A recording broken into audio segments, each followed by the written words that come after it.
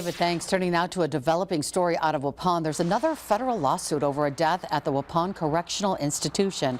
His family says Joshua Butwinski died from a fentanyl overdose at the prison in January of 2023.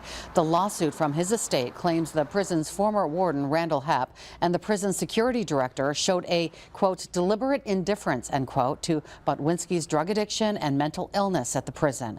The lawsuit says Butwinski tested positive for opioids and stimulants back in August of 2022, and that the staff known that is to have smuggled drugs worked in close proximity to Butwinski. The lawsuit says, quote, Butwinski's access to drugs in WCI was greater than his access to drugs outside of WCI, end quote.